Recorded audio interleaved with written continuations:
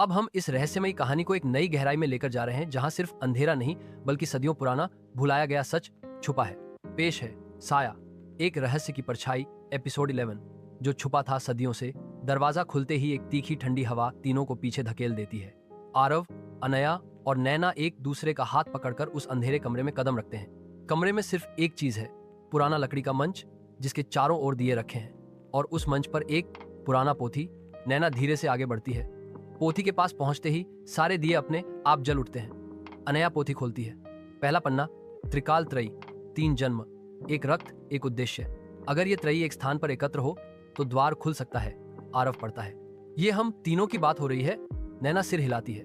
अनया पन्ना पलटती है और वहीं एक नाम लिखा है, ध्रुव तांत्रिक, 1576 ईस्वी। फ्लैशबैक 1576।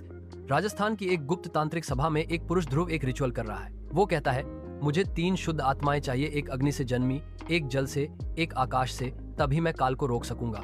सभा में चीखें गूंजती हैं। वर्तमान में अनया कहती है, क्या हम वही हैं? अग्नि, जल, आकाश, ये सिर्फ प्रतीक नहीं थे, ये हमारी शक्तियां हैं। आरव, जिसे हमेशा आग से डर लगता था।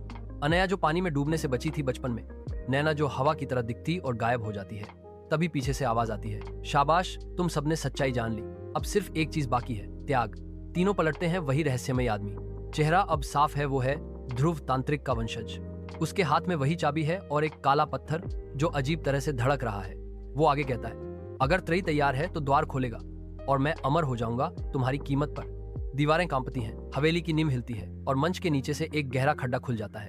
पोथी के पन्ने तेजी से उड़ने लगते हैं और उसमें लिखा आता है, अगर त्रयी खुद को बचा ले तो अंधकार पीछे हटेगा, वरना ये चक्र फिर शुरू होगा।